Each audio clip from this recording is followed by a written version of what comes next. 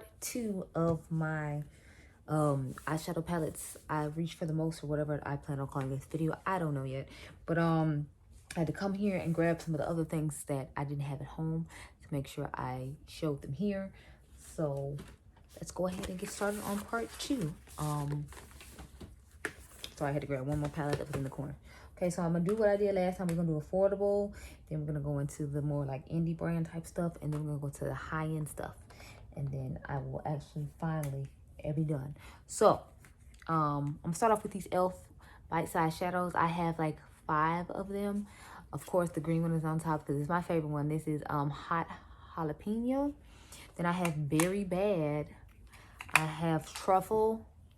I have, what is this called? Pumpkin pie. And then I have carnival candy, of course, because I couldn't resist the blue one.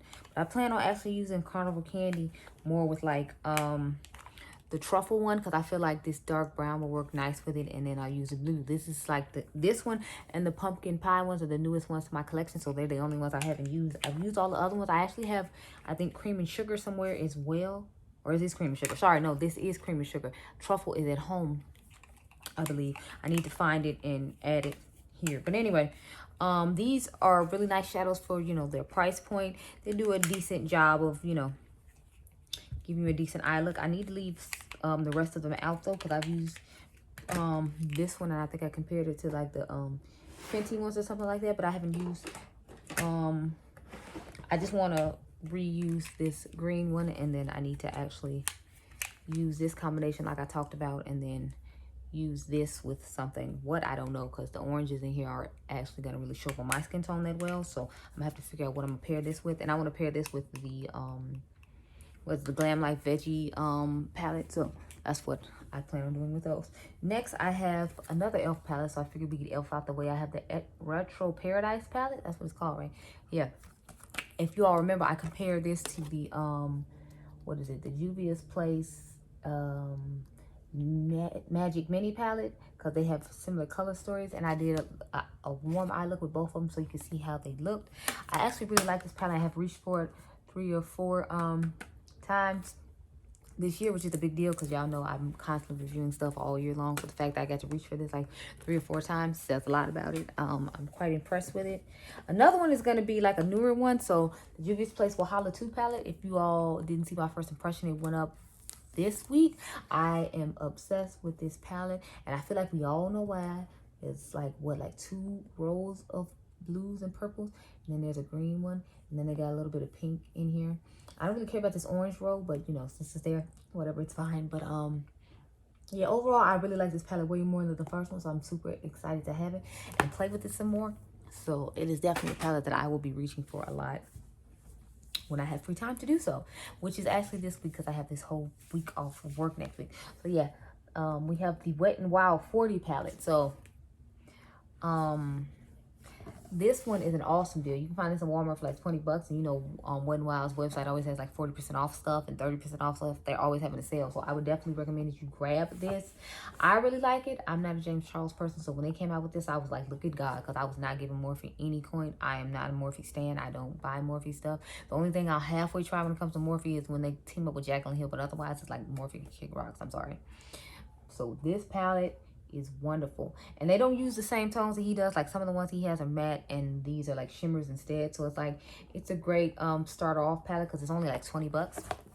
I need to use a little bit more. It is one I would like to reach for more, just to do like some affordable looks, since I'm always doing like high-end stuff, if you will. But you know, it's a great palette all the same, and I would definitely recommend that you try it. So I have 2 indie brands, and one is Shroud Cosmetics. So I really like the Arcana palette. This is the palette that made me want to try the brand, because it's like, I like to creepy cute, but you know, way my whole skin tone is set up, you know, the melanin does not play well with pastels. That's just the way it is.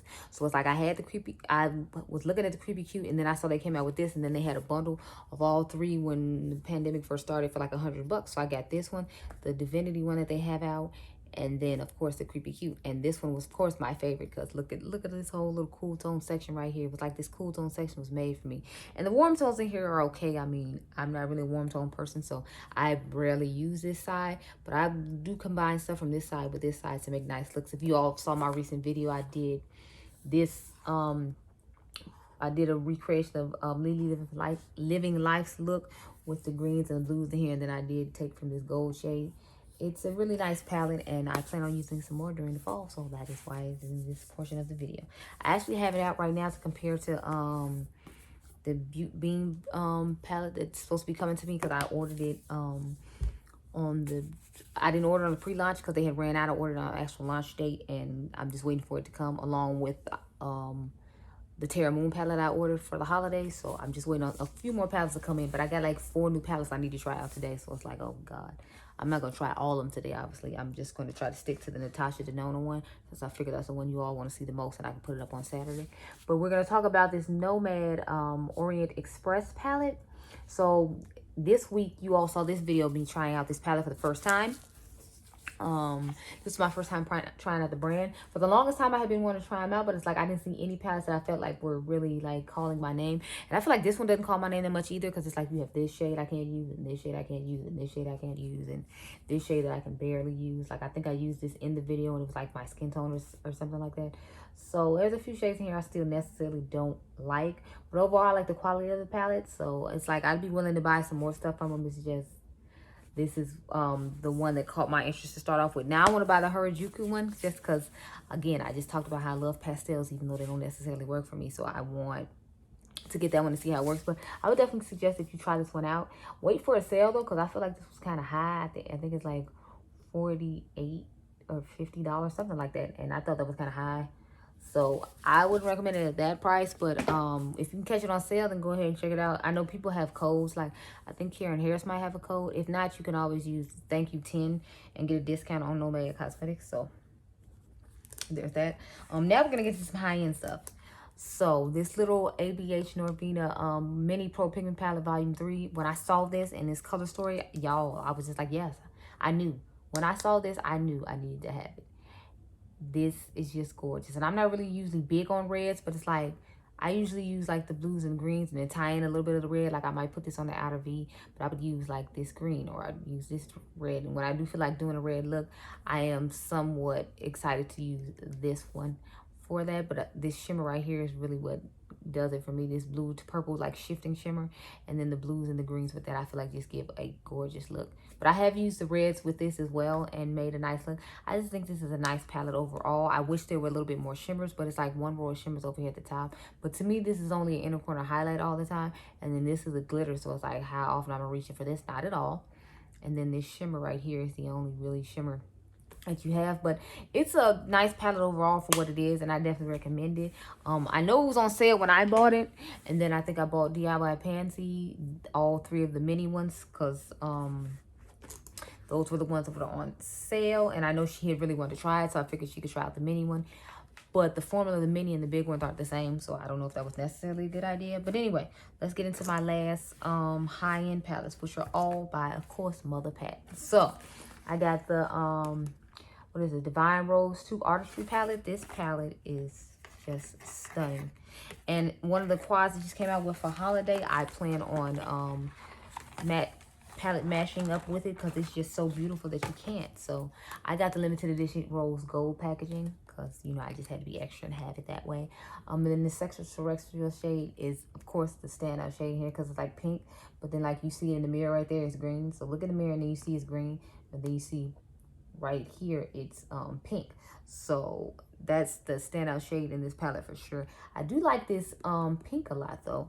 I wish it wasn't like a satinish type shade though. I wish it was like an actual, like, you know, matte pink. But that's why I'm so excited to pair this palette with the Risque Rose quad that they have, because this actually has that matte pink I was talking about in the exact same shade. So I mean, not exact, but it's a little bit darker. But this is my favorite quad out of all the holiday sets. Spoiler alert, because I haven't done my holiday palette ranking yet. I still have holiday palettes coming. Like I have to wait for the quads for Mario to come. They don't come to like the 10th, and then I have to wait for some other stuff. So I'm just like, oh Lord, I have to wait for everything.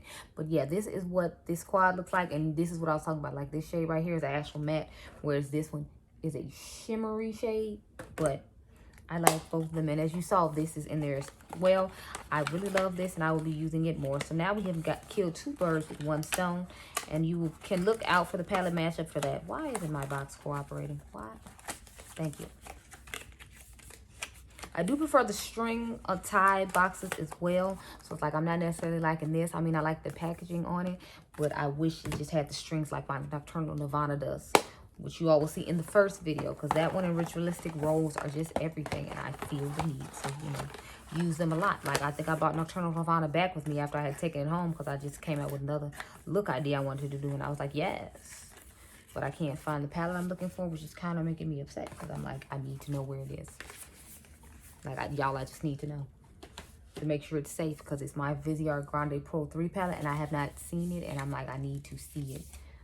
And no, I still have it. Anyway, we got the Mothership Mega Celestial Divinity palette from Pat McGrath here. And yes, I have been keeping all this stuff in the packaging, but I still have to do, like I said, my holiday palette ranking video, which is why a lot of this stuff is still in the packaging. But yeah, so this is what the palette looks like. Is what the inside of it looks like. It has a little strings on the side so it can sit up on its own. But I really, really like this palette. I especially like the fact that it has the 2 Star Wars limited edition palettes in it that I didn't get a chance to get. So it's like I still get a chance to have that piece of Pat McGrath, and I get these extra shades in the middle. And I paid a much lower price than everyone else did. So, because I didn't care about Star Wars. I'm not a Star Wars person. I don't watch Star Wars. I mean, I like Jar Jar Binks and I like Baby Yoda or whatever, but I don't watch it. So it wasn't for me about that. It was about the shades. But this palette is gorgeous. I have done like, I think 3 or 4 looks with this already. So that tells you how much I'm really liking it. Like, she really hit it out the park with this palette. And then the price point is so nice that everyone needs to grab this. Like, you grab it, get it in your life. $78 for a Pat McGrath palette. I wouldn't say the quality is like super up there with the other palettes, but at the same time, I wouldn't say it's bad to the point where you know, it's not the same quality that she normally gives. This last one I have to talk about is the Celestial Divinity Lux Squad and Interstellar Icon. Now, you would think this would be like my favorite one, but I just told y'all Risque Rose is my favorite one. This is my second favorite one. And I think the reason it's my second favorite one is because I already have the shade Blue Blood that she added back in here again. And then I think she made it a single too. I have the Decadence palette, so of course I already have this shade. But I like this shade a lot. And as you can see, like in the mirror, you see it's purple there, right? But when you look at it right here, it's blue. So that's the transforming shade in here. All these shades are really pretty wearable shades though. The only thing I hate about this shade is like the green glitters in it, and the I believe there are blue glitters in here as well. The green and gold glitters in here you can't see when you put it on the lid, because I did a whole eye look. If you all remember with the highlighter palette, I did a palette mashup with this and the Star Wars, the Mothership 1 palette, and I felt like you couldn't really see this color at all, which is kind of disappointing to me, because it's like I really wanted those glitters to pop and they didn't. So this shade to me isn't that great, and then I already have this shade. So the only shade I'm really concerned about is this one right here in this palette, which is why this is my second favorite one, and the Risque Rose is my first because it has one of those special shades in it. And funny enough, the one that I like the best is the only one that's made in Italy. These other 2 were made in America. I didn't even bring the the Fantasia Fleur Elise over here just because I don't like that one that much. But yeah, that pretty much completes this video. These are all the eyeshadow palettes that I have been loving and would pull out and use regularly if I was just regular makeup consumer as opposed to someone else. But anyway, I hope you all enjoyed this video. Remember, you all are diamonds. I'll catch you guys in the next one. I gotta go pick up some dinner, so bye.